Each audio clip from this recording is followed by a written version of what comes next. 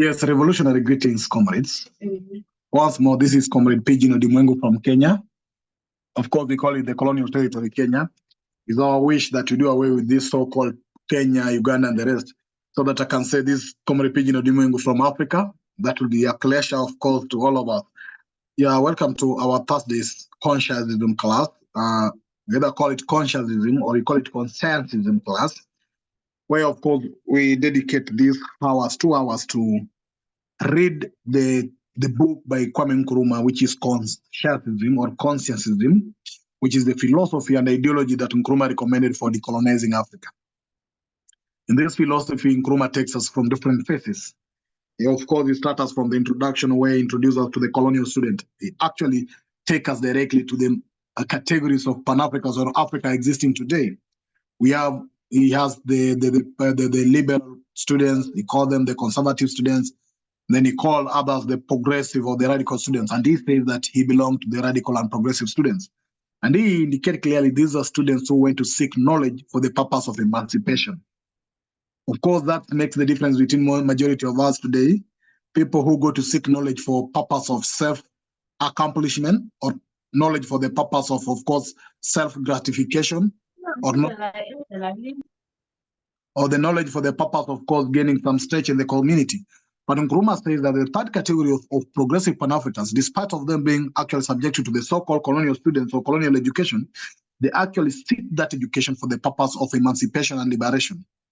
He described his journey of where he came from Ghana, of course, what he did in US, in the UK, just seeking knowledge for the purpose of emancipation. And you see what he did with the knowledge. When he came back, he actually managed to actually so-called struggle for the independence of Ghana. Then Nkrumah takes us to the second phase of where he starts us from philosophy. Remember, this is the book of philosophy and ideology. So he starts us from the philosophy side. That's the chapter 1, where he takes us back to the philosophy in retrospect. You backdate philosophy. Then you'll be able to understand some few questions. You see, the good thing with the philosophy is people say is a form of just asking questions and answers. But he takes us back from 2 questions that he has asked from the beginning of philosophy in retrospect. He asks us, what there is? That's the first question, what there is. And the second question is how, what there is. And the key question he's asking us in chapter 1, or he's trying to explain chapter 1, is the universe. He asks simply, what is the universe made of? This is an open question. Maybe you can have a conversation a bit to discuss, but of course, we've covered it before. He tells us what the universe is made of. Brother Mr. P, what do you think the universe is made of? The universe, in my opinion, is made of matter.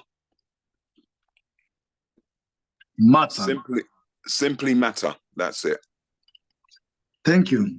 Let me hear other people might try what they think the universe is made up of. This cosmic raw material, we call it the cosmic raw material. What do you think is made up of, this universe? Anybody want to try before I take this back to what he introduces to us? Because these are 2 main questions that he asked. What there is, what the universe is made of. So, okay, Nkrumah introduces us to 2 stands of those who believe the universe is made of. One, he introduces us to the so-called Buckleys and Thales. Buckley appears to be a religious person, or the bishops, who actually claims that the universe is made up of spirits and ideas. That the whole of this universe is just of spirits and ideas. While Thales, who happens to be a philosopher, says that this universe is actually made up of matter. Matter. Now, this is the beginning of the question. Because based on how you take the universe is made up of, it will inform how you act or react towards so many issues or situations in life. So Nkrumah started the first part of actually exploring these 2 strands. The universe made up of spirit or ideas, he called them idealisms. And those whose ideology is idealism. While those who believe that the universe is made up of actually matter, their ideology is called materialism. And therefore, some people tend not to understand the reality of materialism. They think being materialism is love of material wealth. When materialism, to Nkrumah, is actually an ideology that believes that the universe is made of matter. That anything, because for the clear definition, what is matter? And the simple answer we always have in matter, they say the matter is anything that occupies space. Now, do you think even those so-called spirits, air, wind, and anything else, don't they occupy space? Even ideas, if you talk of ideas, do ideas not occupy in some space, either in the brain or something like that? So this is where these two philosophical stands from. So there are two people who believe, they are called either extreme idealists, who believe that there's nothing like matter. The universe is made up of spirits and ideas.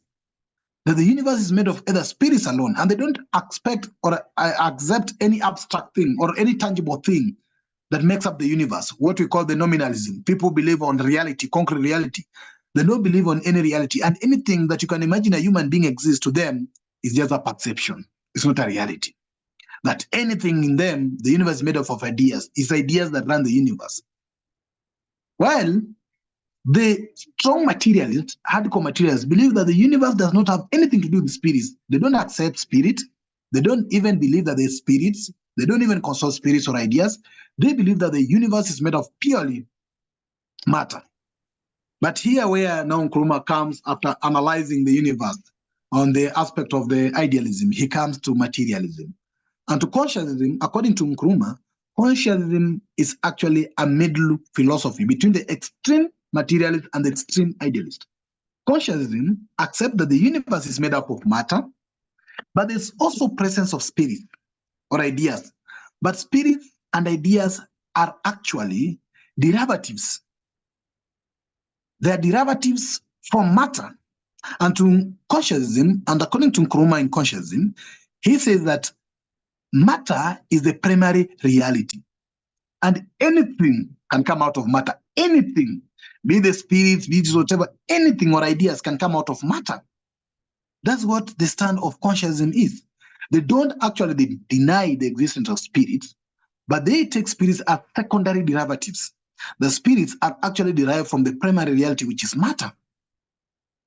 That is the position the materialists take. And now Nkrumah has introduced us, of course, to two tools. We call them philosophical tools. One is logics, and second is science. Now, that's where we are. And it was very important that I say this so that we can actually analyze where the discussion has come from. We've been having these classes for the last 5 months, and this is the conversation we've been having. So when Nkrumah introduced us to two tools, he called it the scientific and logics, that materialism depends on logic, but also science to prove the logics. So in logics, he brings us to three conceptual tools.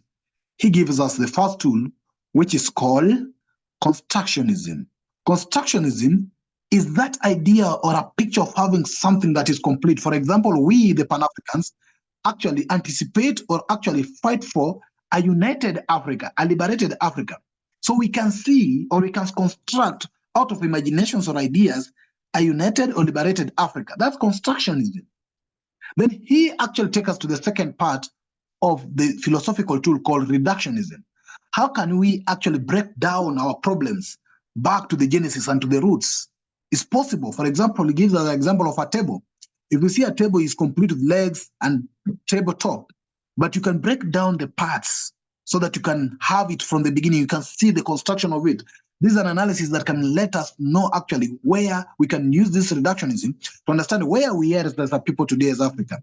How can we break it down to where the problem started from? Reductionism. How can we reduce the African problems to immediate source? But how can we also construct from where we are an Africa we want to be? And then he talks of nominalism, that's belief on reality of matters. Matter. Nominalism believe on reality of tangible things. They don't actually imagine the constructionism of how we can have an idea of a liberated Africa.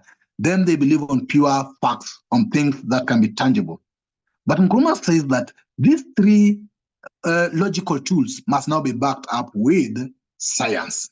And that's where we ended our last class.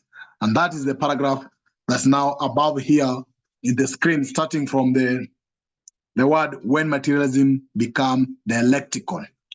So before we start off our reading, what you do always is that, first of all, permit me to tell you that the paragraph that I'm scrolling up, where it starts with the when materialism become dialectical, is where we ended last class. Is the last paragraph we read. So what you do, we always read 1 or 2 paragraphs. Then we go around, ask members to share what they think or what are they understanding out of the paragraph. So even as we'll be starting the reading, kindly feel free to interact with this text. I'd shared this text to you before, but feel free to interact with this text so that you can be able to come in. Once the reading is over, we touch or we call name per name. So when I call your name, you try to come and share with us what you think. Here we share our thinking. So that's what we do. But before we start that, is there anybody who has any question from where I've brought the history of where we've come from to where we are today? I know we have new members who have joined us, and that's why I felt it's very important to actually explain the background of where we've come from to where our reading is at this particular moment. Thank you. Anybody who has any question to ask before we continue our reading, based on the narration I've given from where we started in terms of this philosophy? Any person? Okay. It seems we are all cool. We understand where we've come from and we are ready to move forward. It's very important that we move forward together based on the fact that we are all together from the past. So let me get to Brother Mr. P. Kindly read for us the paragraph starting with the word when materialism, which was our last paragraph, then tie to the second paragraph. We start with dialectical change. So then we can discuss it. Okay, thank you, my brother. Right, where are we? Here we are. Dialectical change in matter. Can we start with the last paragraph we read before, when materialism, so that we can. Oh, sorry, my error, my bad. When materialism becomes dialectical, the world is not regarded as a world of states, but as a world of processes. A world not of things, but of facts. The endurance of the world consists in process, and activity or process becomes the lifeblood of reality. Constructionism, nominalism, reductionism all stop at the logical basis of categorical conversion. They ascertain only that conversion is logically possible. But when materialism becomes dialectical, it ensures a material basis of categorical conversion. Dialectical change in matter is that which serves as ground to the possibility of the evolution of kinds. The evolution of a kind is the loss of a set of old properties and the acquisition of a new set through the dialectical movement of matter.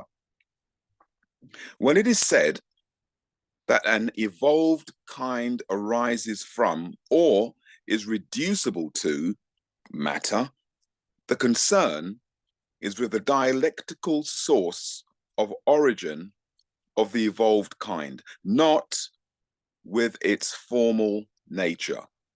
To say, therefore, that mind, quality, or energy arises from or is reducible to matter is neither to say that mind has mass or quality has mass, nor to say that energy has mass.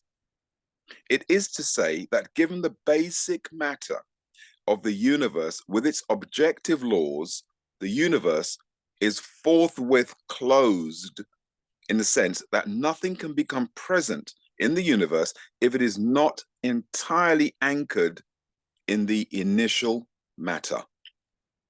Thank you very much for that reading, Mr. P. You're welcome. That is our reading for today, the first part of our reading for today. And therefore we'll be taking, of course, as maximum time as possible, probably. We still have 44 minutes in this, 48 minutes in this first hour, 38 minutes in this first hour. And then the second hour will come back again for the next reading. So as I've said before, that we share what we think. What do you understand out of the text? So I'll be going around. I'll be reading your name. I'll calling out your name. If you have something to share, feel free to come in and share. If you don't have something you feel to share in regards to how you understand the context, then just say pass. We allow you to share in 2 categories. One is to delve deeper to the understanding of the text. And two, if you can apply the understanding of the text into the current African context, you are free to do that.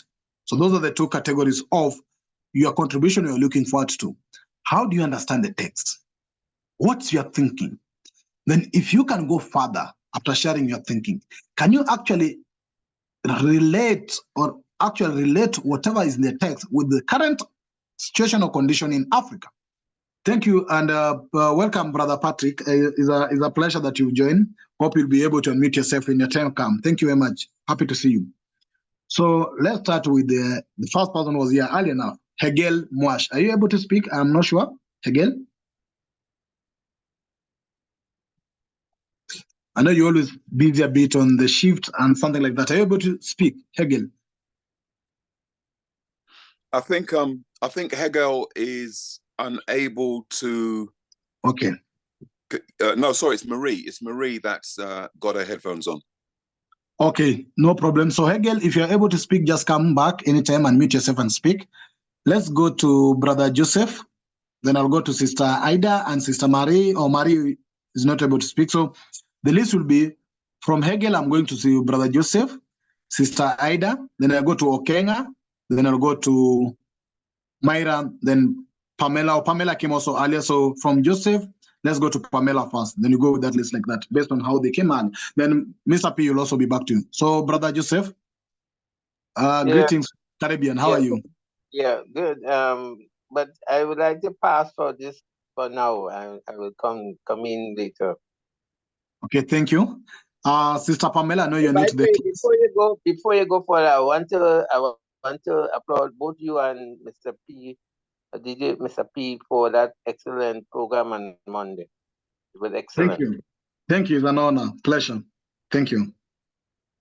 Oh, you were listening. Lovely, Joseph. Thank you so much. Yeah. I'm glad you enjoyed it. Thank you, brother. Yeah, thanks. Beautiful. Thanks.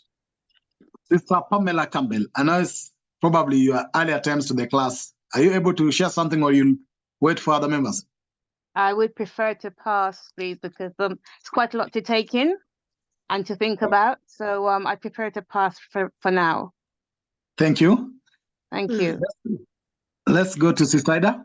I think it was a lot to take in, but I think that I can only say that I've gone to the bottom that says about, I think about mass, and that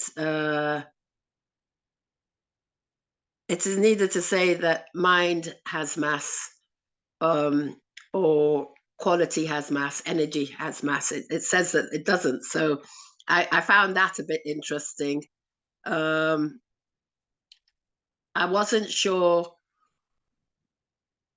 what it was quite telling me. As I say, there's been a lot that was said. So, but I thought that saying that those things didn't have mass to me was interesting, because you'd think that any part of the body must have a bit of mass. And even though you might not give the mind a lot of mass, I think it must, I think of mass as weight. And, you know, I think every part of the body must have a little bit of weight. So I could maybe understand it. Energy has, and I would think that energy has weight in that it can be so destructive when it has force. It's a force, isn't it? So, so I think force has, as it gathers, it has weight. But I'm sorry, I can't say anymore.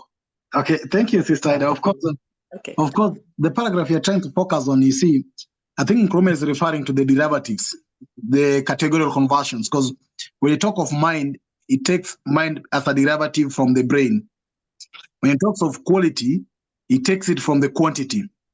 And of course, energy from mass. So these are derivatives. And sometimes maybe you can ask, for example, if you say you have mind, you are minding, can you measure the weight of that minding? Or if you say maybe quality, maybe this is beautiful, or this is ripe, or this is wonderful. Can you measure the weight of wonderful? These are, of course, derivatives from the initial primary matter. So that's why when he says that, you think maybe sometimes, to my understanding, when it talks that mind has mass, or rather quality or energy has mass, you realize that these are constructions. These are, of course, more of like perceptions or ideas that come out of something. And therefore, You cannot maybe measure the 1 kilo of beauty. You cannot So measure 1 kilo of beauty. Is that what you mean by derivatives? That it's just thoughts or something? What do you mean No, by derivatives? They go through what you call categorical conversion. Derivatives are the second products, like from the Okay. primary thing. For example, Nkrumah gave the example of quality and quantity. He says that for you to arrive at a better quality, you have to increase the quantity. So, for example, if you have, for example, maybe 10 roasted banana, 10, of course, spoiled banana, and you want to make them more spoiled, you have to add another 10 spoiled, so it will be more spoiled. If you have to make them more better or more ripe, you'll have to add more ripe bananas. So he says that by adding more quantity, you can arrive at more quality you want. Therefore, quality become either as a categorical conversion, but this process can be explained scientifically. How do you get a ripe banana, which is quality, out of the bananas that you have? So that's where the scientific aspect is coming in. But as he talks of mass, to my understanding, is that you cannot measure the kilogram of mind or minding, but of course you can say the kilogram of a brain. That brain may be occupied this amount of grams, but you cannot say how much is the mind occupying in terms of mass. You cannot say how much is the quality, the kg of quality. Maybe if you say maybe I need maybe something like I've said, a beautiful lady, you cannot measure the kg of beauty. You cannot have its mass, you see. So I think that's what this paragraph says, but we are free to come in and share our thinking. As we've said, this is a class of us sharing our thinking. So let me get to, yeah, you're free to come back anytime if you want more explanation, but I was just sharing what I think is the reading. So I'm not that I'm giving the right answer to it. Brother Inumi?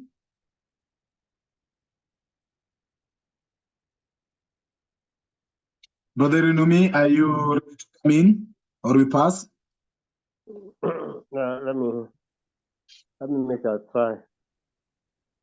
Yes, solidarity, greetings to everybody.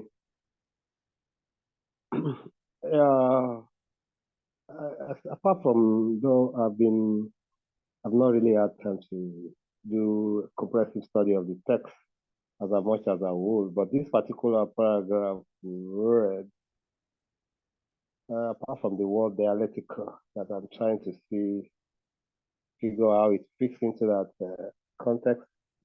I think what the passage is saying that if there are types of a product, for that product to change to another form of product, there needs to be certain characteristics, old characteristics that we have to give way for new characteristics. As a new feature, something that is maybe something, if something is short, for example, for a child to become an adult, has to grow older, has to develop adult features to become an adult. So that is what this says, that for things to change from a state they are before, they need to develop new features to assume new characteristics or whichever way it goes. And I think what that, if we want to apply that to real life or to our current situation in Africa, it means that we need to unlearn certain things that we've learned in the past and learn new things, develop new capacity to be what we ought to be or what we desire to be, so that we can also have an environment in Africa that we desire. Because we need to change some of our orientation, we need to change some of our mindset so that we can form a critical mass of new set of people that are thinking differently, that are developing new features, so that they can develop a new environment and they can perform in a different way. That's what I think I can pick from that so far. So maybe Thank you. Thank you very much, Brother Hegel. Of course, I understand the part you talk of the leaving the old features, of course, moving to the new features. I think something that makes sense to us. That even in the evolution of African setup, we've come from either being free Africans to enslaved Africans to colonized Africans to now neo-colonized Africans. But now we need actually to see how these processes are symbiotic. They move silently. We're still the same person, but we've gone through various transformation in terms of actually our freedom or anything else as an African. I think that's also something that is worth maybe exploring further in further contributions that are coming in. Let me hear what Sister Myra has to say. Sister Myra? Apologies if there's noise in the background because I'm out and about. So I just have a quick comment. The statement that caught my eye was the last one about nothing becomes present in the universe if it is not entirely anchored in the initial matter. For me, that says that we as Africans have in this material reality all the resources that we need, be they ideas, be they courage, we can master that, plans, innovations to bring about the changes that we want, because we are matter and all those ideas are within our reach, because as matter, we are part of the universe as they are part of the universe. So it kind of just all interlaces into one. So whatever we're working towards is not really beyond our reach. I think if we really wanted it, because it's all matter, we can attain it because it's within the universe, which we are a part of. Thank you. Yeah, thank you, Sister Mara. Of course, you remind me to what we discussed sometimes back on the inside or outside thesis. Nkrumah asked whether there's an outside universe. Is the universe having another universe outside? And the analogy was driving at is that there's no universe outside the universe. There's only one universe. And this is the universe we have. You see, either the space, the planets, all those are part of one universe. And as you're saying it, of course, that the universe is fourth will close in a sense that nothing can be present in the universe if it is not entirely anchored in the initial matter. Remember, we've said also sometimes back here in the Nkrumah position that matter is the primary reality. And anything in the universe can actually be derived from matter. You can either get it through reductionism or constructionism or nominalism, anything in the universe. But this also brings a serious question, as you raise it, that the material well-being, because when you talk of matter, we go to the materialism. When you talk of the material resources of Africa, then nothing is reality, can become reality in this present day without the material resources of Africa, which makes a critical sense to this. Because some of us believes that those who are in idealism, that the spirit and the ideas are what create the wealth. While those who believe in materialism is that the resources we have, the material resources, the physical resources we have, is what actually create the wealth. So you don't pray for wealth, you generate wealth by working on your resources. But those other people reverse it. They pray for wealth to come instead of actually working on the resources to generate the wealth they want. So that's the reverse psychology that I think is also very important to raise it at this particular moment.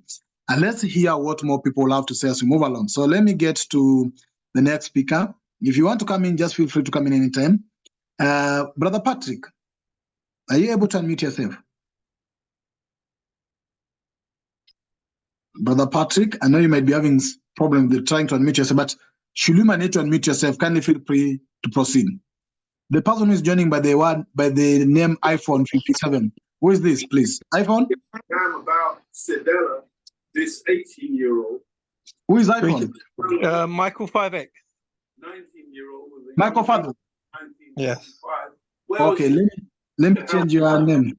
So don't worry, carry on. I'll change it myself. I'll do it. Okay, thank you. So welcome, Carrington. I see Carrington has joined us. Welcome also, of course, Michael, and welcome other comrades of them. Brother Patrick, are you able to unmute yourself? We are discussing the paragraph on the screen. What you do is take your time to read the paragraph. There are 2 paragraphs.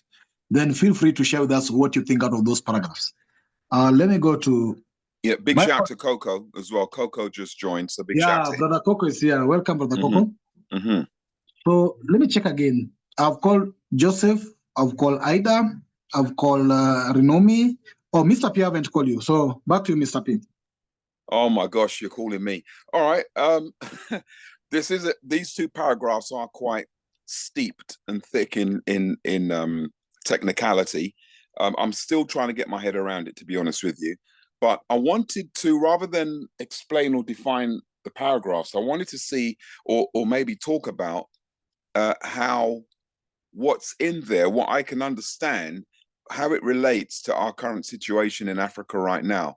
And you did steal a bit of my thunder, because some of what you just said a short while ago, I wanted to actually talk about, and that is many idealists will go to the mosque or go to the church or kneel down how many times a day and pray, asking for wealth, asking for money, blah, blah, blah. The thing is, we actually have the wealth. Africa, in my opinion, does not need the West. The West needs Africa. We've got all the resources. We've got the minerals. Yeah. So the problem is we are not utilizing these minerals and resources that we have. Instead, we prefer to do nothing and depend and rely and wait for Jesus or Muhammad or whoever to come down from the sky and save us. Well, that ain't going to happen. That's not happening.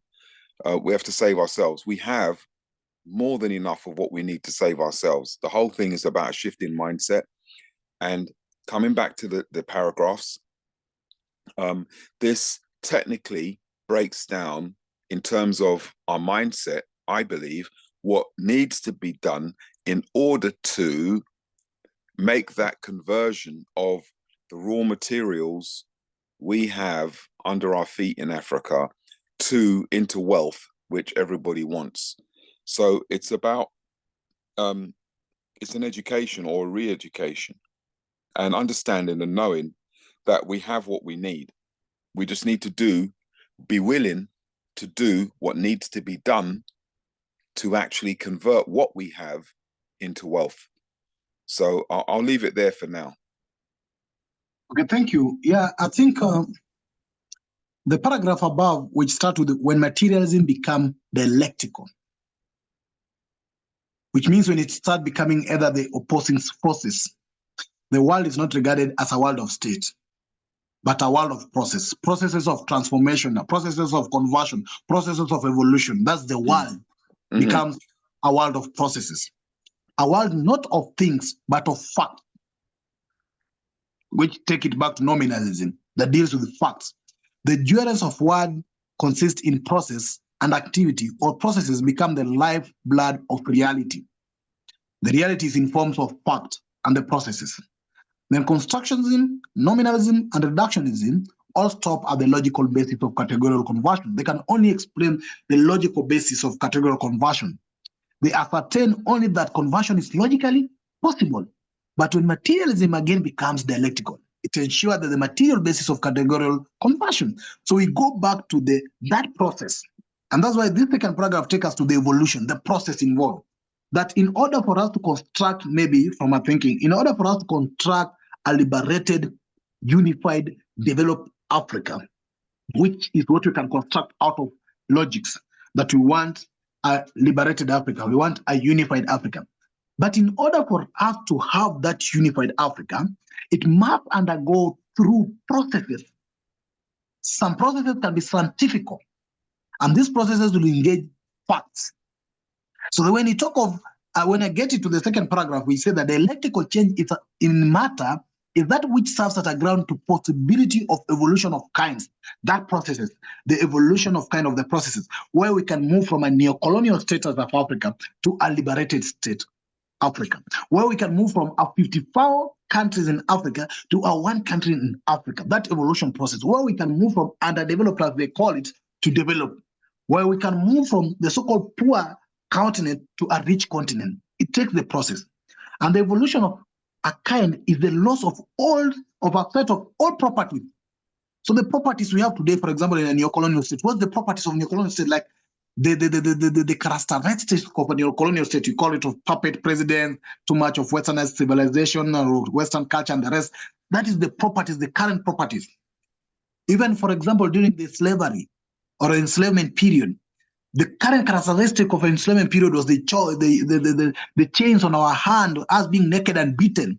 It had to take a process that we had actually to shed the old properties for us to get where we were.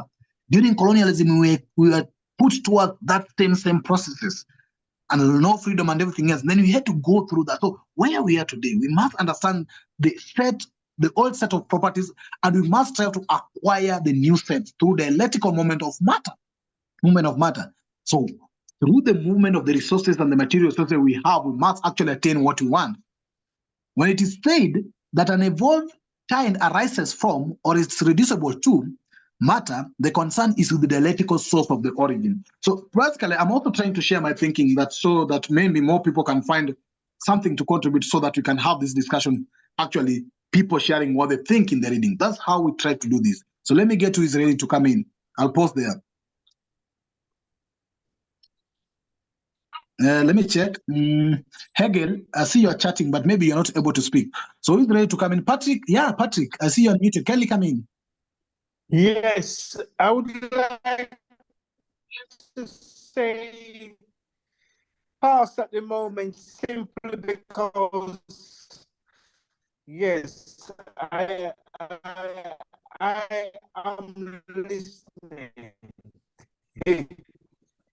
In the sense that many of the terminology and things, I need a little bit more time to, yes, because I've lost so many times in the past. So I'm listening.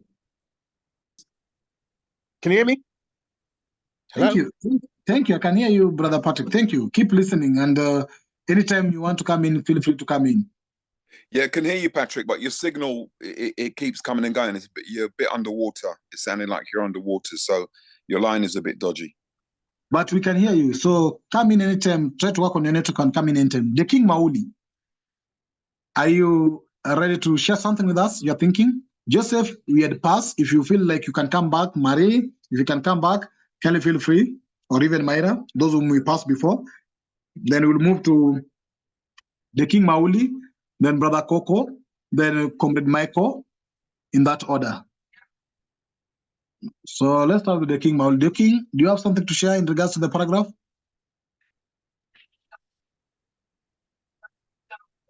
Okay. Joseph and Mary, I see you are unmuted, both unmuted. Joseph, do you have something to say? Yeah, I think. Sorry. Mary, Go ahead. Mary. Mary, go Sorry, can ahead. you hear Joseph me? will come. Sorry, Yes. I'm in transit at the moment. I've just got to catch a train. I'm really, really happy this conversation is actually taking place. It's long overdue. I've been banging on about navigation for years, and I've been an absolute pain in the neck to people who don't want to hear that thing.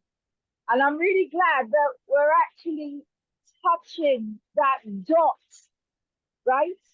Where we're beginning to look at creation against our ability to create in terms of the resources that we have, etc. And what I'd like to see is a simplified equation of moving from that conception to the thought form that we've already talked about in other seminars, reaching out to global Africans all over the world. I can't talk because I'm in transit and I've got my headphones on, but I'm really enjoying this conversation. Thanks a lot. Thank you, Sister Mary. Of course, the questions will come in the last chapter of this book, Conscious. Nkrumah now put the liberation into mathematics. He put the equation from how to get a liberated territory and what does it make to have a liberated territory and how does it result to development? What needs to be put in place in order to attain that development? So keep coming. There's a lot ahead, and I'll share with you a copy of this book so you can also explore it further. Brother Joseph, welcome, Sister Mary, once again. Yes, brothers and sisters. The thing about it is that, as I think Sister Ida, one of them said that, or even Brother DJ P, it's a lot to really ingest, but notwithstanding that, I think one of the things that one could deduce here is that nothing comes from the thin air. it has to be grounded somewhere. And even as I think, as I am trying to contemplate, what it means, I remember Walter Rodney's book, Grounded with My Brothers. In other words, one has to start somewhere in order, if one wants to have a transformation. And it is important to understand the various elements that go into enabling change or transformation. And it's important that we understand processes and so on, processes of thinking, processes of arriving to conclusion and all of that. So I think it's very useful, but it will take time to really internalize the concepts. So I thought that I hope I'm able, my little piece here now is helpful, but good. We need to really deepen our understanding, because the challenge is that we tend sometimes, or most oftentimes, go, as Einstein said, we cannot solve the problem we face now with the same mindset that got us into the problem. And I think this is one of the things we're trying to do here. Thank you. Absolutely, brother. I agree. Yeah. Thank you very much, Brother Joseph. Of course, we can see matter as either the source of our problem as also the solution to our problem.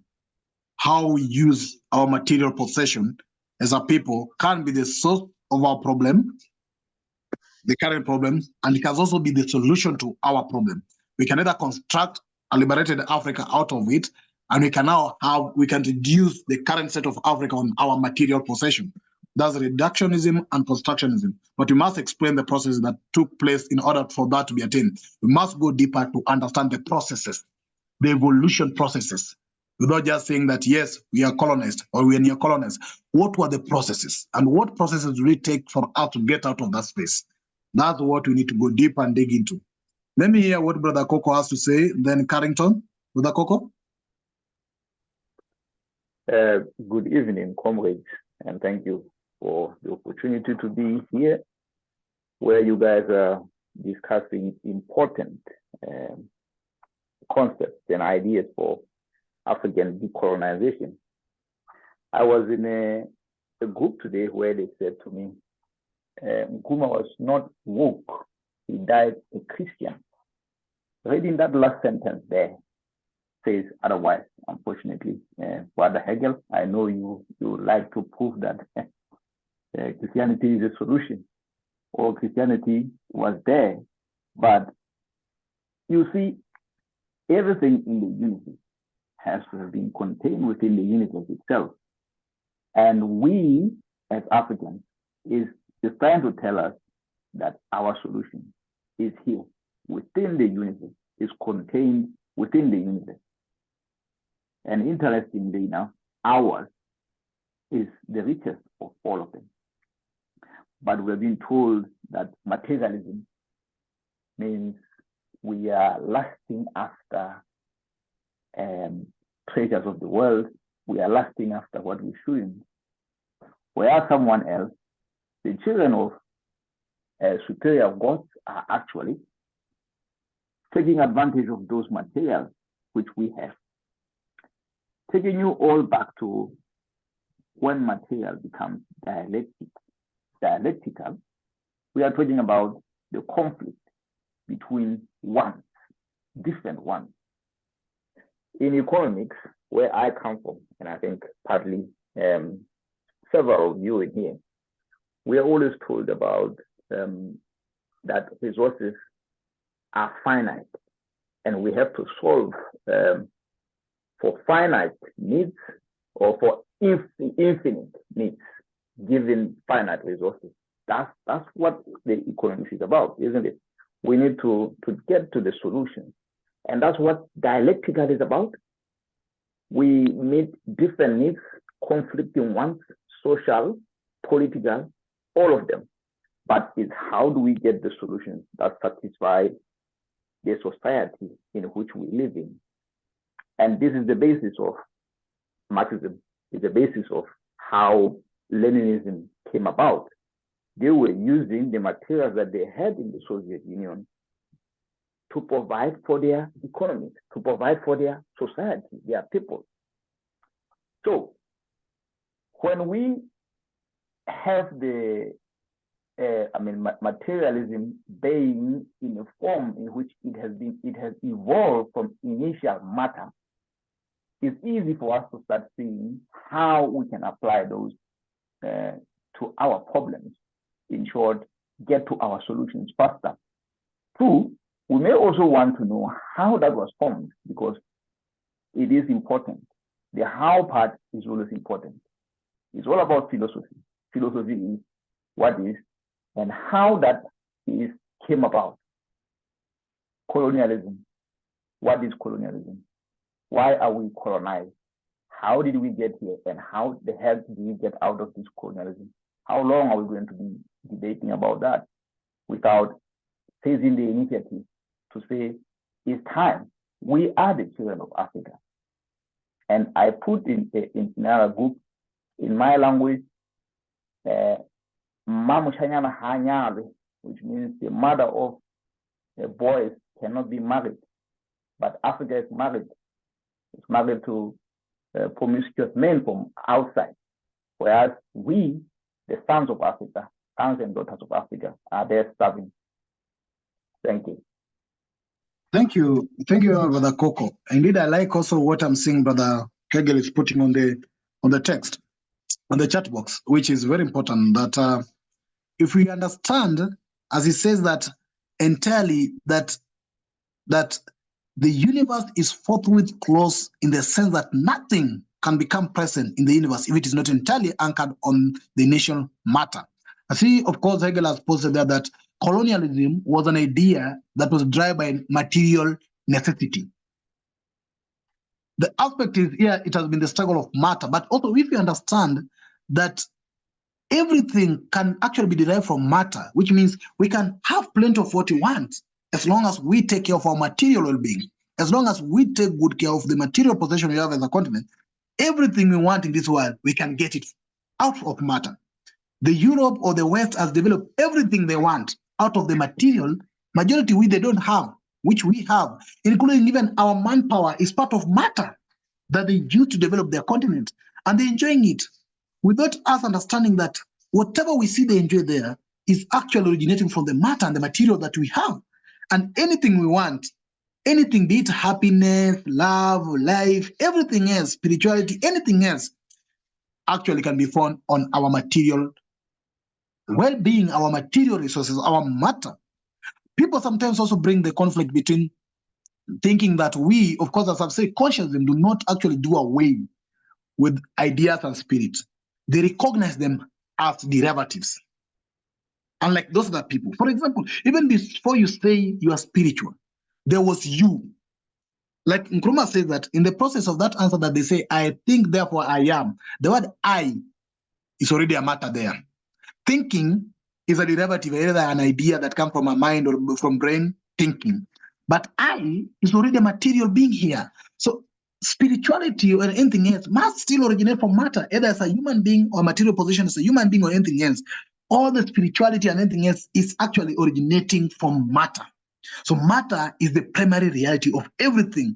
Not that matter can come out of spirituality, that spirituality can give back to matter. No, matter can give back to a spiritual person or anything we want. Matter can give back to anything. So matter, in this case, we are talking of both physical and abstract. But majority ideas are categorized as abstract, or the derivatives. Ideas and spirit are categorized as derivatives of matter. They're not actually the primary reality of matter. And we can show that conversion. So we talk of the categorical conversion here. When he says that logic basis of categorical conversion, how do you actually convert, for example, for one person to be spiritual? There's a process he undergoes to be that spiritual. But it must start from an original material or matter.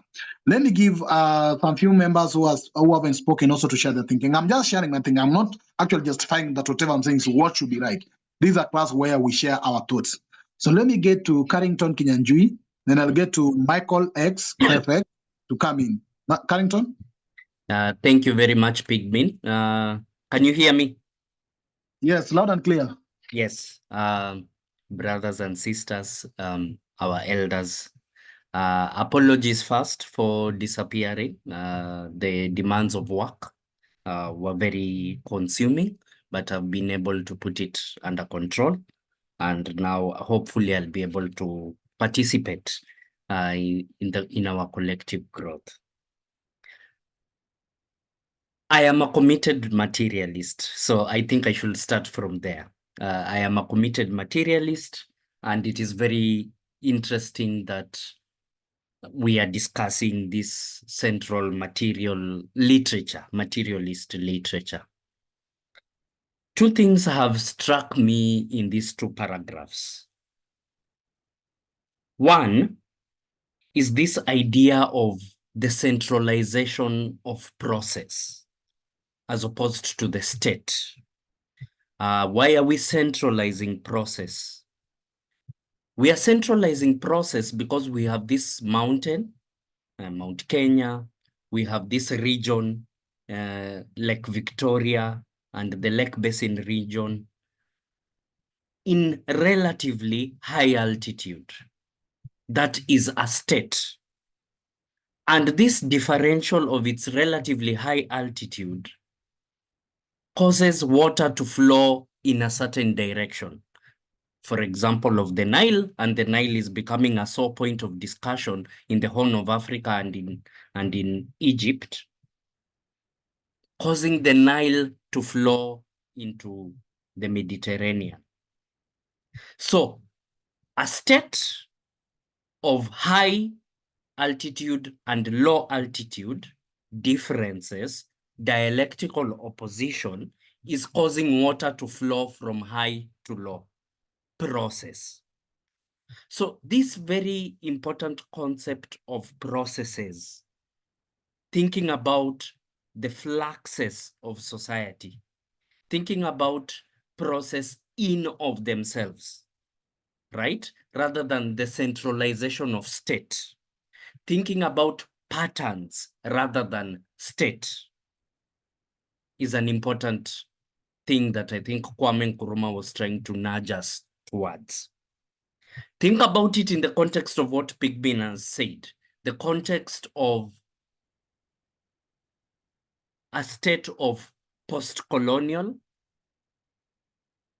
a state of colonization, a state of post-colonial economies, a state of liberated polities, a state of neoliberated economies, a state of dominated societies, because we are still speaking in English, we are still wearing business suits, etc. So we are liberated in some dimensions and still entrapped in others. Maybe we should think about the process as an objective in of itself, rather than a state, a final state of the African continent, a desired state of the African continent. Even in the case where the ultimate Pan-African political state is achieved, i.e. a united Africa, the struggle will just have begun. Our descendants will have just begun their struggle of maintaining an entire continent of, by then, 2 to 3 billion active human beings. The struggle will just have begun. So this concentration on the process is very important for me. Now, the word evolution, can we unpack that a bit? This word evolution, this change. Evolution is linked to change, but evolution is not necessarily directionless change. I refer you to the example of the Nile. So, what direction are the changes in our society, the fluxes, caused by the contradiction, the material contradictions of our society? What are these changes caused by these material contradictions of our society flowing us towards?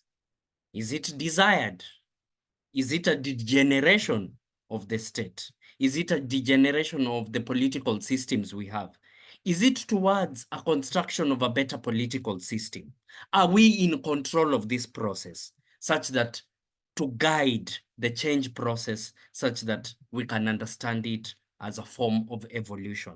So evolution as directed change also struck me. I feel like these 2 points are linked in the sense that the continent is facing a contradiction of political systems that it did not invent in of itself, a contradiction of materiality, political systems that are insensitive to the material state of the continent.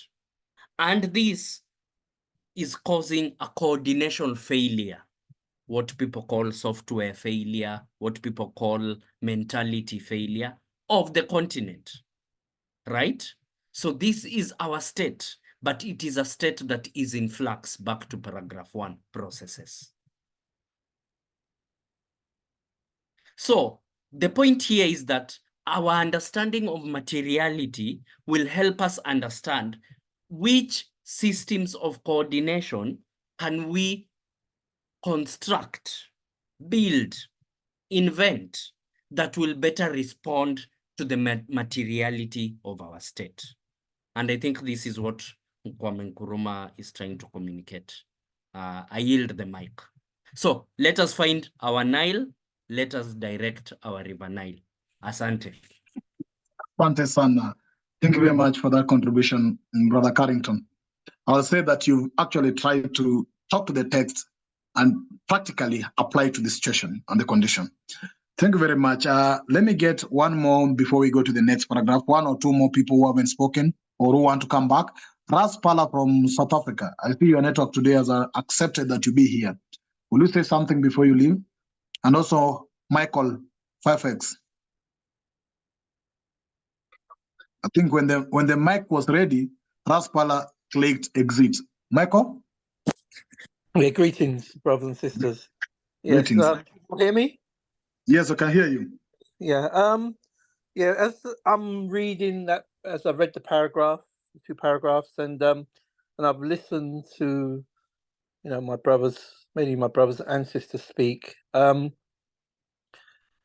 What it comes to mind straight away is that, we are the gold. We are gold. We are precious, right? And the materialism is only a little part of it to me. When we accept and act on who we are, divine creatures, the divine servants of the Creator, there's a universal order. The brother talked about the universe, and when we go into the quantum field of understanding who we are, whatever we want, we can have, we can create, but we have to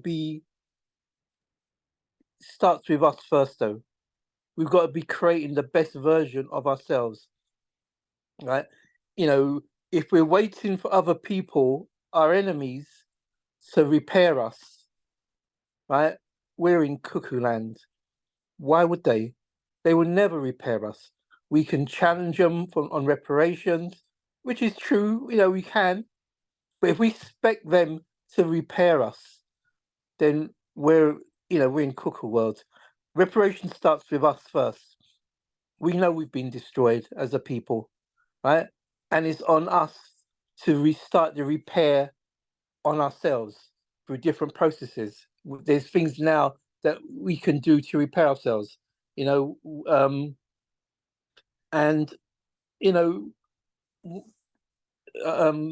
Farrakhan, he speaks about being in the car with the Honorable Elijah Muhammad once. He was driving in Chicago, and the Honorable Elijah said to him, "What's the best religion?"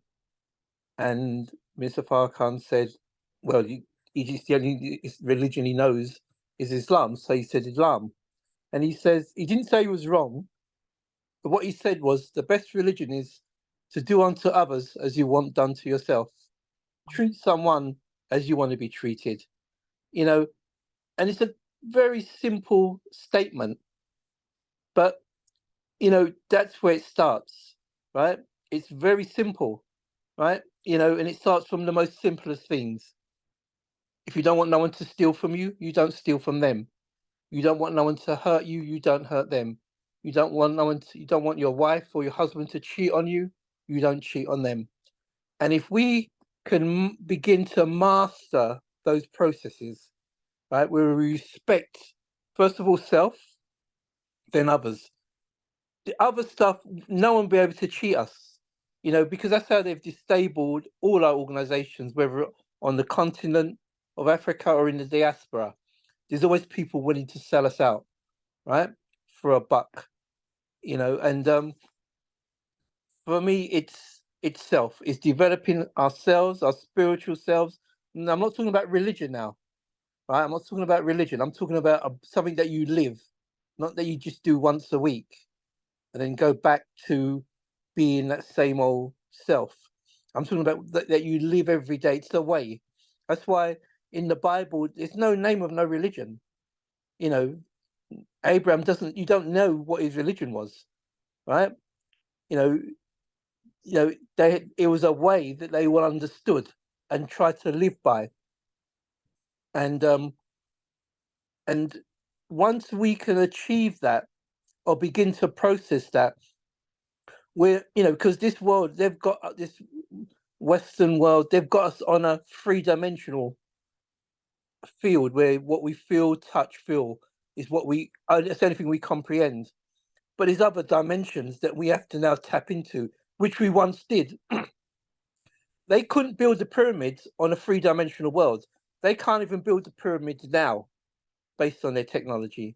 So what I'm talking about isn't some pie in the sky thing.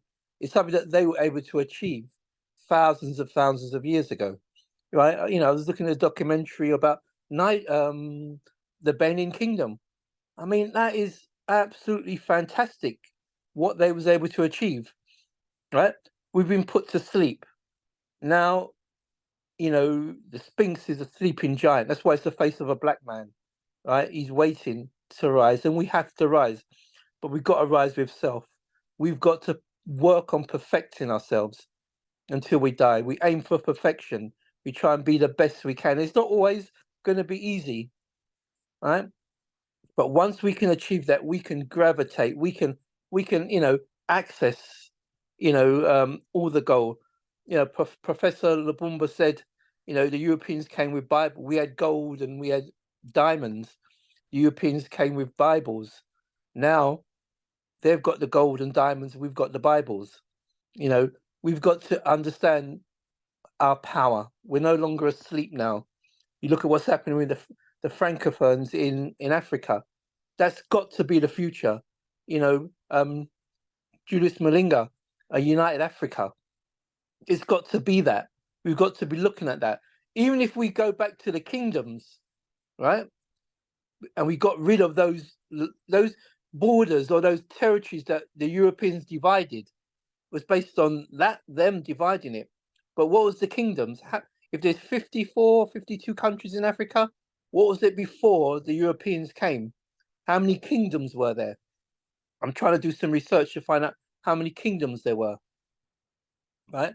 But we acted as if we could get back to, as I said, it starts with self, and then we start to unify ourselves, right? As a group, we've got one common, goal, is to, take this enemy off this planet. And how we do it is that, we can't be fooled no more.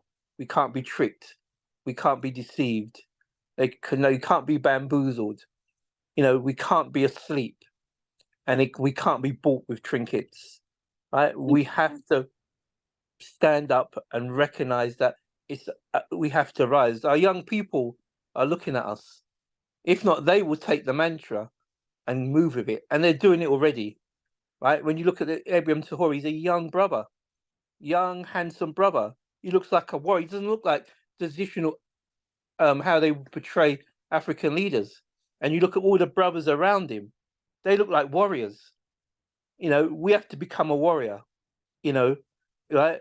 In our stance, I'm not talking about, in our thinking. And there's a book I recommend. It's only a small book, right? I recommend you could get it on.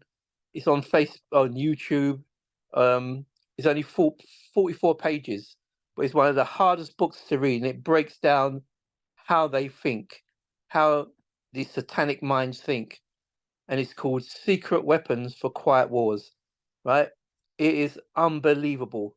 But when you look at how they think, right, they've got no love. Their thing is in our destruction. You know, the man's got to be against the woman's got to be against the man, the young has got to be against the old. They create, everything is created deliberately for death. They feed off death, spiritual death, mental death, also physical death. But it's a great conversation. Thank you, brothers and sisters. Thank you very much. Kindly remember to share the title of that book on our chat list, and we appreciate the young people are here. We are actually awake, and we are trying to do what we can actually to unite with the older forces and to ensure that we can do something. The liberation of Africa actually requires the unity of forces. We call it the unity of positive actions together, and that's what we try to do every day. We bring positive vibrations together. We see how we can escalate the vibration so that we can actually influence the whole society and the community. Let me appreciate your contribution. Let me get to Ras Pala before we go to the next paragraph. Ras Pala, I think you actually clicked exit, or you have also exited now again, because I think you're suffering from your network. Yes, General. Yeah, I'm suffering from network, man. Yeah, but yeah, I can hear so far. No, I'm just gonna be brief because yeah, but yeah, what I love is the thoughts that each and every one of us came with. They're quite very interesting. My thought actually will be obviously on the side of Kwame Nkrumah. I mean, he's the African elder, a revolutionary. So it does make sense, scientific and even religion in terms of religion, because in a core principle aspect, we need to understand that religion and science work parallel, you see. So, for instance, on the aspect of materialism, why was Nkrumah assassinated or his government toppled by the CIA? You see, because we must understand that Kwame Nkrumah, his government didn't fail. His principles of socialism based on African-centeredness, you see, all of those implementations we're talking about, consensusism, he implemented those things in Ghana. And these things were going very well, you see, up until the government of America decided, no, okay, let's use the CIA to get Nkrumah out. Same thing they did with Elder Patrice Lumumba in Congo. They saw, hey, this guy now, hey, say it looks like he called most Americans there to help the UN, the UN forces to help take out the Belgian forces from taking that Katanga region. And then they didn't do that. And he said, okay, you know what? I'm gonna call the Russians gay. And when he called the Russians, what did the CIA do to Lumumba? So is at the end of the day, what I come to notice, these African great heroes we're talking about, more especially this great one, specifically Elder Kwame Nkrumah, their principles worked 100%, but the enemy already had our end, you see. So now, we as this generation we are in terms of this materialism and this dialecticism, which by far is the way forward. My final point is that now that we have all this knowledge, we need to implement, but our implementation should not be the implementation that like our elders did, because obviously you can see, like for instance, what's happening in Kenya. You see, Kenya now has more attention than any other country currently because China is building a military base there. The USA now, there's a lot happening in Kenya right now. So these kind of things, obviously we must have strategies, yabo. And now when we're using this materialism and understanding, in fact, overstanding that the spirituality that was put forward by the mainstream academia, that no, God will die and then Jesus and God will give us the things we need in heaven, etc., etc. We're actually starting to see that that's not the point. It may be the point, but what's before that point is the point whereby, okay, have I eaten? Have I ate? Do I have clothing? Do I have sanitary goods? Is my basic need satisfied? You see? So yeah, basically from my understanding, that's how I see it. Yeah. So materialism is the way. And then we don't, like you said, we don't kick spirituality, but we will iron out what is, and then we can talk about the rest. Okay, blessed comrade. I see our chair, Brother Kwame, is joining us today. Now, I'll allow Brother Joseph to contribute, then Brother Kwame, Christian Kwame Agoza. We are reading the two paragraphs. We've, of course, gone back to recap the last paragraph we did when materialism became dialectical, and we've now narrowed it down to the second paragraph now, which started with dialectical change in matter. So after Joseph speaks, probably I'll give you some few minutes also to share with us your thoughts in regards to that before we move to the next paragraph. So welcome, comrade. Brother Joseph? Yeah, it's just a thought that you said you asked us to share a thought. And while the deliberation had been going on, an idea came to mind. I think the Mein Kampf, that document that Hitler and is associated with Hitler, that says that one of the ways you can conquer or overcome your enemy is to make him become the source of his enemy. And I think by elaborating on the idea of process and what we are doing now, we can understand that one of the things that we should aim at is to cease being the source of our own destruction, the source of our own annihilation, and become the creator of the new person, the new African that would need to help to, for want of a better word, for the salvation of mankind going forward. So I think basically this helps to bring to even greater clarity what we're doing. The question that we need to ask ourselves: are we reinforcing what the enemy, what those who have oppressed us, are we being agents of them on our very self? Or are we being the source of our own liberation? I just thought I'd share this part. Thanks.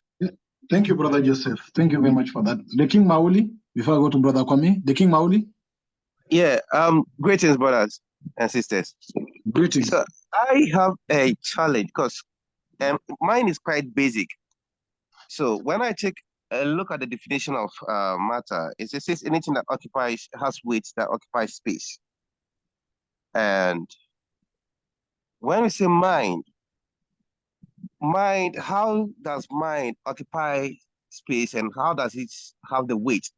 Because it's a process that is a bit, in the other side that cannot really, it's happening through the brain, but you cannot really tell what is really happening. So to say matter is mind come from matter or spirituality come from matter, I am a bit confused about that.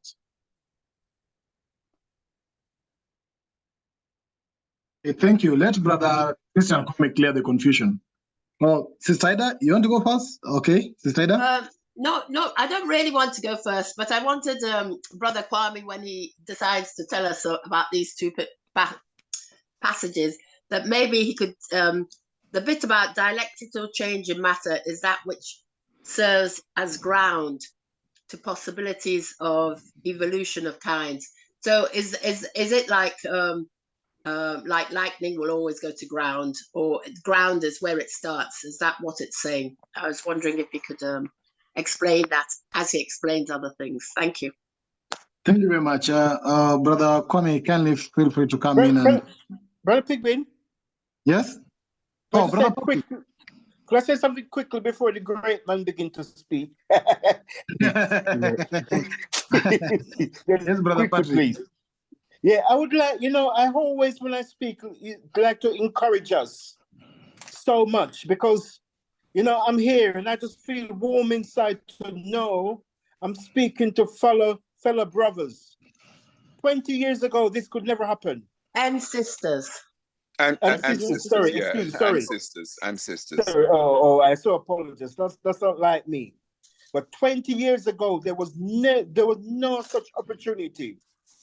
And another thing to quote is, I hear now that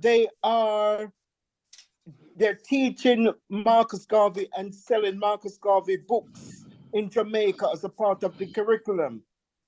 I'm just wondering what it would be like when you reach that stage in Ghana or Africa in Nkrumah.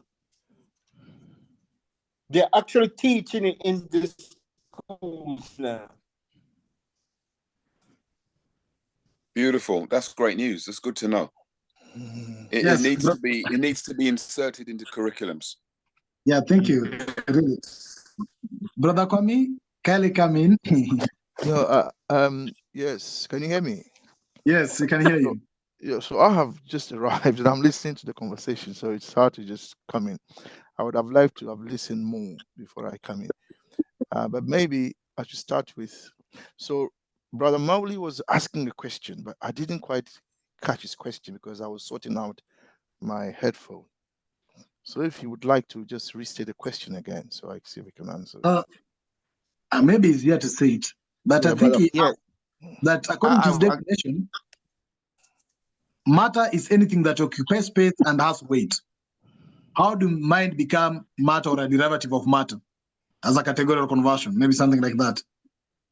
Well, but the brain has weight, hasn't it? Yes, the brain has weight. And the brain occupies space. Yes. So what is the problem? I don't understand. Is mind considered as matter? But mind is what the brain does. Yeah, he's back now. I think he can ask a question. He's back now. I think the king is back. The brain thinks. So the job of the brain is to mind. Minding is a process. Minding is an activity of the brain. So the brain is matter because, the brain is matter. It's going by your definition, Brother Mowley. The brain is exactly that. It occupies space and has weight. The brain has weight. If you weigh the brain, it has weight. So and if something has weight, then it has a mass. Yeah. So what is the issue, Brother Mowley? I think what it is. Hold on. Yeah. Let him. He's here. So let him clarify himself. Yes, Mowley. So my point is, you see, the brain. Yeah, we know it starts thinking, but the quantum aspect of the whole thing, as in how the whole thing happened and all those things, because we are saying that spirituality or spirit comes out of the matter. Whereas there's a whole research out there in quantum physics that explains the ether and all those things that has gradually condensed into what we call matter now. So I am now coming from that mentality that if the brain or the mind is coming from, the spirit is coming from the mind or matter, then how do we explain that mechanism process in that, minute level? What is spirit? Yeah, well, where I would say spirit is the consciousness, being conscious of everything around you. Maybe that is what spirit is according to your definition. That is what the brain does. That's the job of the brain. It is through your senses, your ears, your eyes, your mouth, and so on. It's through your senses that you are conscious of the world around you. So what you're talking about is an activity of the brain. So I still don't see what the challenge is. If you are asking how does the brain do its job of minding, which is what mind does, is minding, then the answer is that physically It is from the spinal cord, which goes up into the back of your head, your brain. So the brain, the human brain, all brains, is attached to our spinal cord, and our spinal cords, the spinal cord sends nerves all throughout our body. So those of you who are biologists can explain this better than I. So that is how the body picks up signals, all kinds of signals, which are interpreted by the brain. So now the point is that the spinal cord or the brain itself is a result of matter. It is matter that has transformed itself. It is a very high organization of matter. It's matter organized at a very high level. That's what the brain is. I don't know if that answers your question, Brother Mauli.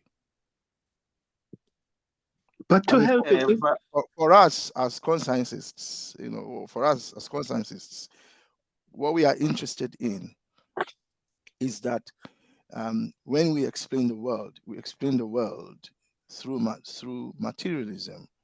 We don't explain the world through idealism. We don't use spirits and ideas and spirits and their ideas to explain the world. We use nature and the forces of nature to explain the world. Could I ask you a question? Yeah, before that, let me ask if Brother Mauli have answered his question. Brother Mauli, is that clearer? It answers it part, but not fully. You mentioned quantum, but you haven't said what you mean by quantum. Because there is no one definition of quantum. Even within physics itself, there are contending ideas of what quantum means. There are physicists who don't agree with the materialist explanation of what we mean by the quantum. And there are physicists who also disagree. Because remember, there are idealists, there are physicists who are idealists. There are physicists who believe in God, believe it or not. There are physicists who after all the physics is telling them, will say that God exists. On the other hand, there are physicists who don't believe that. So physicists don't come in one kind. There are idealist physicists and there are materialist physicists. So when you say quantum, you have to be clear what you mean by quantum, because there is no one meaning of quantum. Could you clear that though? And whatever quantum means to you has not denied that our universe is a material universe. Yeah, so Brother Mauli, maybe you have to bring your definition next week so that we are clearer as to what it is you are saying. Because there are physicists. There is one physicist, I'm trying to remember his name. He has gone further than a lot of physicists to affirm that physics in the quantum world. So for the benefit of all of us, quantum physics is the physics of the small, of the tiny, of the minute, of the very small things and how they operate in the universe. That's what quantum physics is about, as opposed to classical physics, which looks at the big things like the planets and the universe and so on. Now, as you may or may not know, the physicists have not been able to bridge the gap between the quantum world, which is the world of the small things, and the world of the large things. Now, we as conscientists believe in physics. Yeah, we believe in physics. We believe in physics. We believe in physics, yes, and we believe. In fact, conscientism takes on the Einsteinian physics. The Einstein view. So you will see that when we go to chapter 4 later, you will see a lot of Einstein there, and so on and so forth. So for us, we are saying that we need to understand the world in which we live, and the way we understand the world in which we live is through what we've come across already: nominalism, constructionism, and reductionism as the scientific approach, and then logic. But as we've read, these describe states. But that which moves the universe, that which moves the world, is dialectical in the sense that everything that you see, even though our universe is one, within it are opposing forces. You might call it negative and positive. You might call it God and the devil. You might call it right and wrong. However, yin and yang, however you put it, that is the dialectical nature of our universe, that within it are opposites. And these opposites are always contending with each other. And then out of this opposition comes unity. So that is the way the universe works. And everything you see will even when it appears to be serene, actually like a river that appears on the surface to be quiet, and underneath the river is contention, but you don't see it.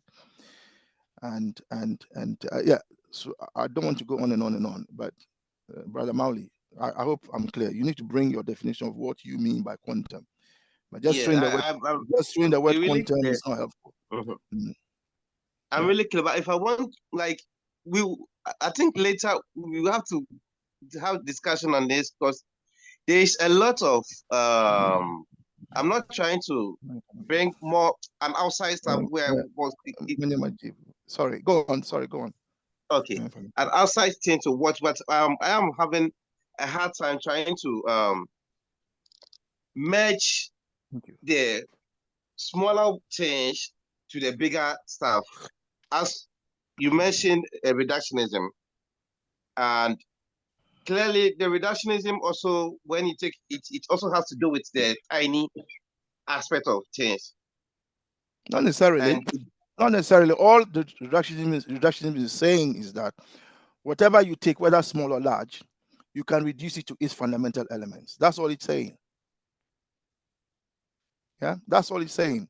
Don't go by the word reduction and think that it means minus, or in that sense. No, all reductionism as a scientific endeavor is that whatever you take, whatever it is, whether it's a big planet or an egg, you can reduce it to its fundamental elements. That's all it's saying. That's what reductionism means in science. And as a scientific process, the whole project of inductive and deductive science has been that what science have tried to do is to look for the fundamental laws of nature. What are the laws that drive our universe? That has been the project, the scientific project, if you like. Yeah, and that is what. And reductionism is basically looking for the fundamental and basic laws of nature. That when you look at the universe, it looks very complex, but actually, the things that are driving it are very, very, very, very basic, and so on. Yeah. So that's what reductionism means. It doesn't mean that it only applies to small things. It applies to everything. I mean, scientists will study the planet. Scientists will study an egg. Scientists will study the human body. Scientists will study bees or flies. I mean, it depends. It just depends. Yeah. Okay, Brother Koni? Sister, yes. Brother Patrick wanted to speak before Sister Ida. Yeah. So I wanted to answer Sister Ida's question, but you are chairing, so you tell me what you want me to do. Brother Patrick, come first, please.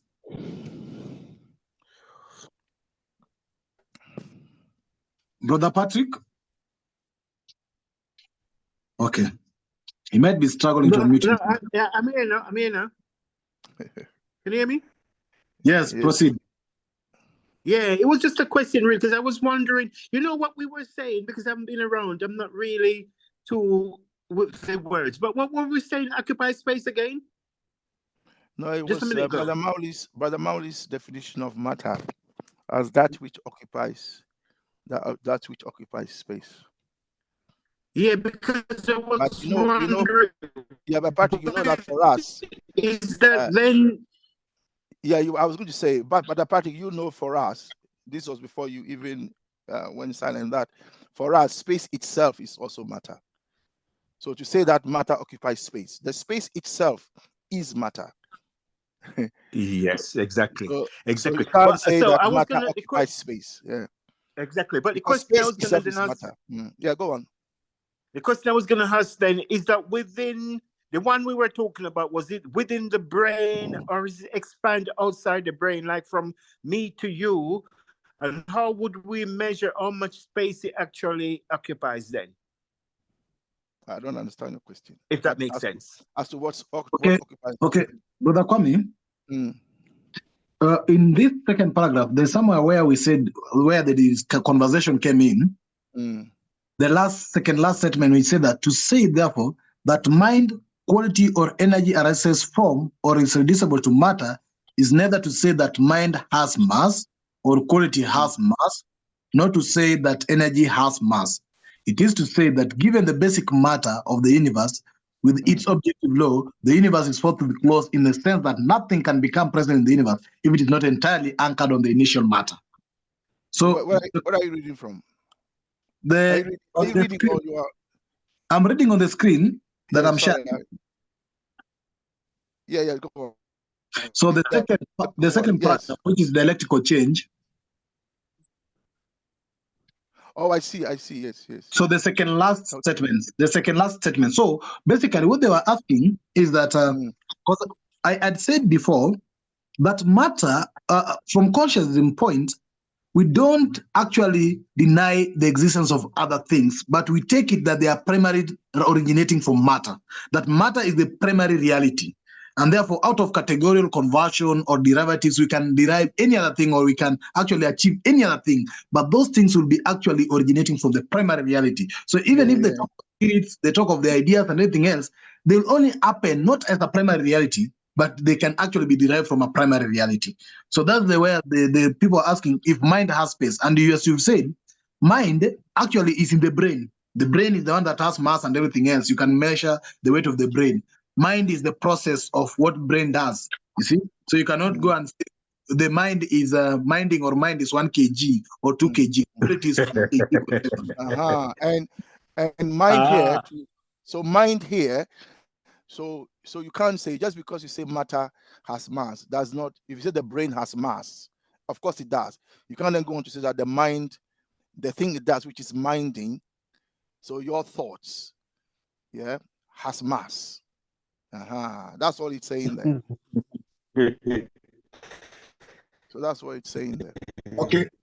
So if Brother Patrick is okay with that, let's go to So DJ what has Mr. he got then if he hasn't got maths? No, I was just asking, what has he got then? Sorry? What? If he hasn't got maths, what's he got? It's a derivative. It is a category of matter, but it doesn't mean that all matter have mass. We should not assume that all matter have mass. So energy, which is a form of matter, you can't say energy in that sense has mass. That's what he's saying. But the initial matter itself has mass. Okay, let's go to Sister Ida, who was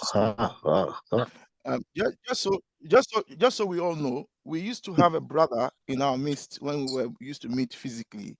I don't know if Brother Patrick remembers him, and he was a scientist, and also knew a lot about physics. So he helped us a lot when we came to these things. So if anybody knows a physicist who is also a Pan-Africanist, please invite him or her here so that they can explain some of these things to us, because I'm not a physicist. I am into mathematics, but I'm not a physicist, so I'm unable to explain. But yeah, so please, if you know any physicists, invite them if they are Pan-Africanists. Thank you. Okay, thanks, Sister Ida. Over to you. Yeah. I just want. Yes. Sorry, I thought I was talking. I just wanted him to. Sorry, Brother Kwame. I was asking if at the beginning of the second paragraph from Dialectical Change, you could just explain those first two lines actually. Oh, Dialectical change and matter. So we should accept that the universe in which we live its lifeblood, that which gives it life, basically, I'm not referring to the paragraph before, are the processes, is the processes that give it life. The reality is because of processes. You won't change the world unless you act. So action in a sense. That process is some form of action. So for us as Africans, if we want to change the universe we live in, then we have to act. We saw how South Africa acted when it wasn't happy with Israel and how it was not following international law and the Genocide Convention. So it took action. So if you want to change the world, you have to take action. And it is that action, if I use that as an example, that led to a sitting down of judges all over the world at the UN's highest court. And then they went through a legal process. That is the lifeblood of that reality. So you can't have reality without a process. You see, so in process, activity, action, in a way, we are talking about the same things. So what are we saying? We are therefore saying that if you want change, you must act. Now, every time you try to change something, whatever it is, there will be opposition. It doesn't matter what. The opposition may be high, low, or negligent. It is still there. Okay? If you are driving, and you are driving, the fact that the vehicle is moving forward is only because the opposition from the air that you are driving into is not strong enough to stop you from moving the car. If the wind is strong enough, your vehicle will turn over if you try to move it. And we are aware of cases where vehicles have been tossed into the air because of the force of the wind. So just because you don't see the opposition doesn't mean it's there. There's opposition all around us. So if you want change, it has to be if you want change, it will be a change that has to overcome some kind of opposition. And that is what we call dialectical change. Why is it dialectical? Because of the fundamental opposition inherent in nature itself. So in every atom, you will see there is an element, a proton with positive charge. It's an electron with negative charge. And these are, if you like, fighting each other. The neutron is neutral, hasn't got a charge. The electron and the proton are, if you like, always fighting. That is built into nature itself. And when you take any structure, you will find that there is always opposition within the structure. I mean, we can go into this further if you want, and physics is a good way to explain it. So if you want change, it has to be dialectical in the sense that you have to oppose something that is against that change, that is happy with the status quo. You have to oppose it. And if you have enough force or power, however you want to see it, then you can overcome that. And then something new will be born. So out of opposition comes new things, comes birth, if you like. And so that is what the first line is telling us, that dialectical change in matter is that which serves as a ground to the possibility of the evolution of kinds. So this should give us consolation that we shouldn't give up. Okay? We should never give up. Why? Because of dialectical change, it means that a lot of things are possible. The evolution of kinds means basically that different things can arise out of an opposition. So if you oppose something because you want a better thing, out of that opposition can arise different things. But in principle, the opposition that is fundamental to nature means that new things have been created. Even among humans, we see different. Even though we are all one human race, we see differences. I am brown or black, however you want to see me. Some people are lighter than I am. Some are darker than I am. Some are very, very dark. Some are lighter. We have some that have woolly hair, some that have straight hair, even amongst Africans, even among people who look black, like the Indians. The hair of some Indians who look African is like the hair of the Caucasian. If you want to talk about straight nose is not the monopoly of the white race, as some people say, or the white ethnic group. We have Africans who have straight nose. Whatever you want to describe as the most beautiful features, you find it amongst Africans because Africans are diverse. That diversity is a result of dialectics, and is the evolution of different kinds of Africans, if you like. And if you take the position that even Caucasians are Africans in the sense that they left Africa, went to colder climates, and then as a result of the environment, their skin color changed, because if you are not in the sun, you don't need melanin. Yeah, it's like when some of us go back to Africa, we are seen as lighter. Our skin are seen as different. When we stay in Ghana or Nigeria for a while, when we come back, people say, you have a suntan. Now you can't, well, how can a black person have a suntan? But that's because when you go into a hot climate, the more melanin is produced by the skin. So if you live in a climate where there's not a lot of sunlight, you will over hundreds of years, you will lose your dark pigmentation. That is just the way nature works. Snakes, earthworms don't have eyes because if you always live in the ground, you lose your eyes because you don't need it, and so on. So we have the evolution of kinds, and that is possible. So the next paragraph, Sister Ida, you asked, is that the evolution of a kind is the loss of a set of old properties. Precisely. If you live in I'm using we humans now as an example. If you are a black person and you go to a cold climate, and you live in a cold climate for hundreds and hundreds of years, you will lose some of your old properties. For example, the melanin in your skin, you will lose it, and your skin will become lighter, and then over time, you will look like what you call a white person. That means that you have lost a set of your old properties, and you have now acquired a new set of properties through the dialectical movement of matter. Precisely, because when you live in a different environment, you don't have the sun, you live in an environment. Now your body now is reacting with the environment in which you now are.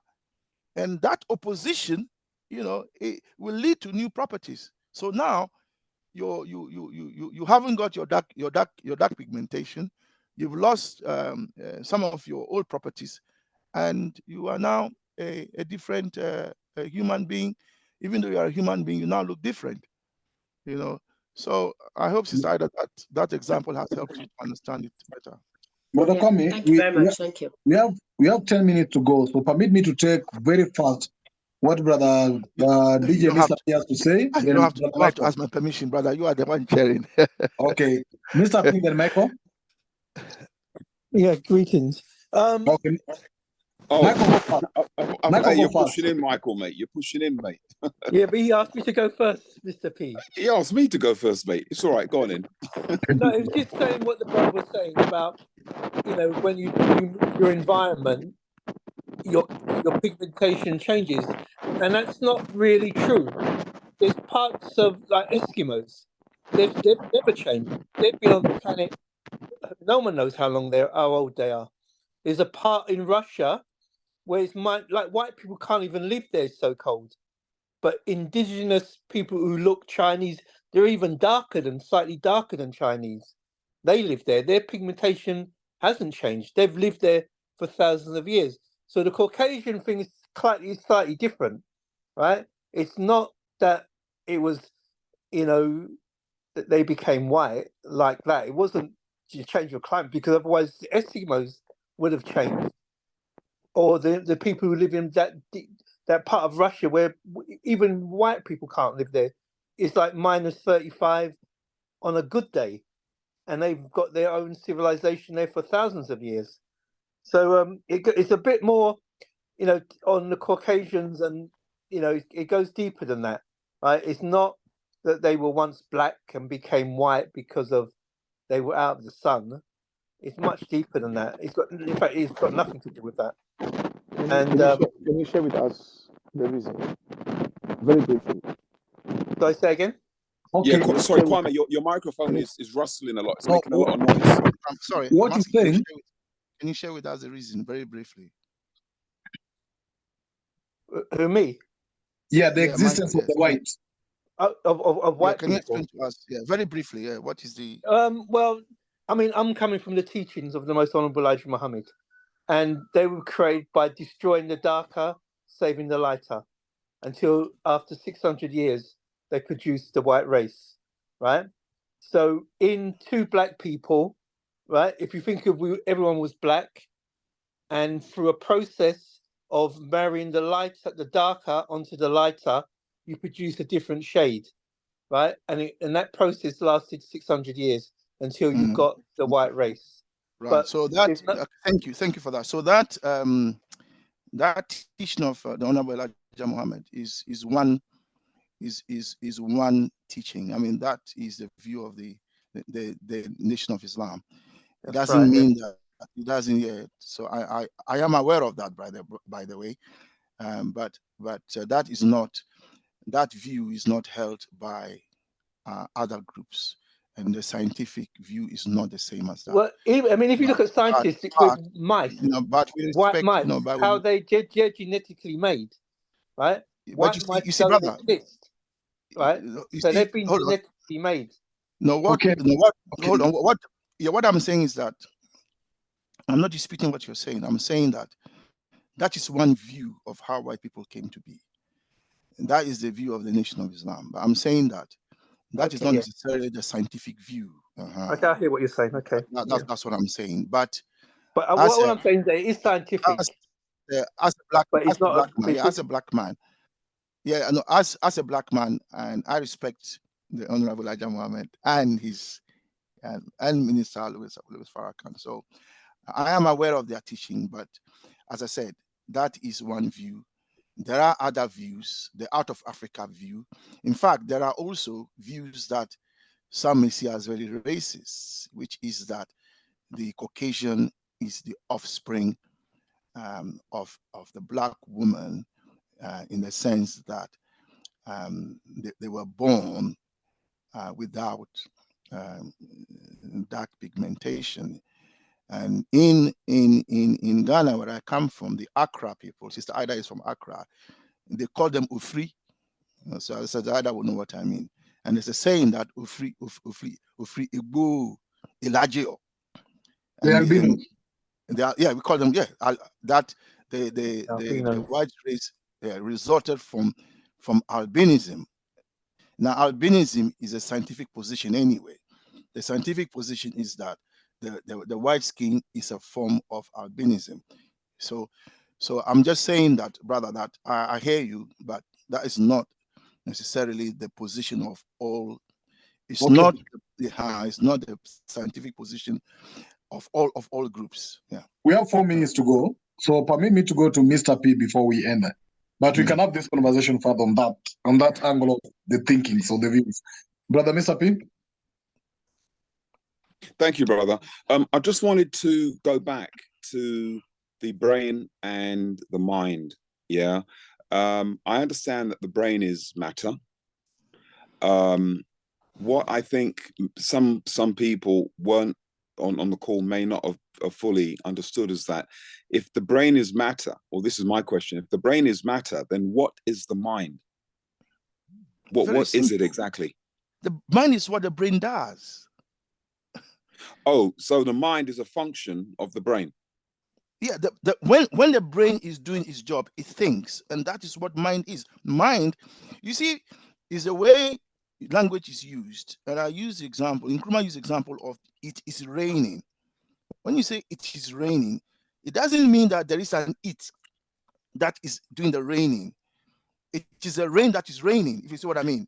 I understand. Yeah. When it's raining, it's rain that is raining. But when we speak, we say it is raining. But actually, what we are saying is that rain is raining. So the brain, that is things. So the brain minds. It mind. That is what it does. You know, I was explaining the other day. I'm keeping on the time chair. when you say I am sick, or I love you, or I want to go somewhere. Mm-hmm. Which I are you referring to? Is it the I which is the people call the spirits, the spiritual man or the spiritual person? Mm-hmm. Is it the I that people call the carnal man or the physical body? Or is that what you mean? Or do you mean the soul, which people see as the brain and intelligence? So you see, when we say I, what is the I? What is I? When we say that, we Mm-hmm. see language. So sometimes the language we use can mislead us into thinking that sometimes can even go against ourselves. So that is where nominalism comes in, as we said earlier. Nominalism helps us to clarify concepts because we name things and then we know what things are. So when you say, I'm not saying that you should think in any particular what the I is. I'm just throwing it out to you all. When you say I am Coco, who is Coco? What do you really mean? If you say I am Michael X, Michael 5X, who is the I you are referring to? So that is something for you to think about. Okay. So the mind is a function of the brain, or is what the brain does. So where is the mind? What do you mean? Where is the mind? I don't understand your question. Okay. Are you asking where? Are you asking where are our memories stored? Is that what you're asking? No, because our memories no. are stored in the brain. Correct. Okay. Brother Mike. Sorry, I know. Yeah, let's continue this next week because I know we're out of time. But Yeah, we'll, I just want to get that clarified here. Thanks, Kwame. Okay. Thank you. Yeah, from my screen, it says that from the standpoint of theory of knowledge, philosophical materialism treats the differences as belonging to logical ground. Anyway, yes, you see, it is the language we are using that sometimes can confuse us, and that is why we need clarity as Africans. We need clarity, you see, and we'll go into that clarity later, because a lot of the problems we have is not that, for example, we can't overcome them, but it's a language maybe we are using that is already defeating us. I mean, I heard brother, is it Antoine, brother Anthony, is it Anthony Antoine? Can't remember. Brother it's Joseph Antoine. Joseph, yeah, he mentioned something like saying that we are against ourselves and that we actually are destroying ourselves, So see, so we need to understand and get clarity. Anyway, the time. So I will stop the chair. Thank you. Thank you very much, comrades. I do appreciate your presence, but it has been said that the process must arrive at unity. But that opposite processes will then lead to what you call unity. Actually, on Saturday, we would like to check if we can attain unity in that dialectical processes within the so-called nationalities or ethnic or tribal groups in Africa.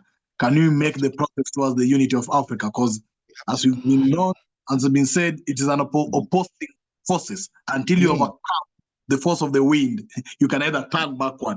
So we want to see what are the forces we can overturn in order to attain unity in diversity. So thank you very much, comrades, for your attendance today. It has been actually a very lively meeting or a lively class where people have shared variety of what they think, and this is what you do every day. For new members of join us today, this is actually what you do every day. We are not in a hurry. We can do it. They have done it over 10 years ago. We can do it in the next 20 to 30 years. So let's keep doing this. Let's keep coming back every Thursday, and let's keep pushing this until we understand, until we move to that, understand the evolution and the process involved in the evolution.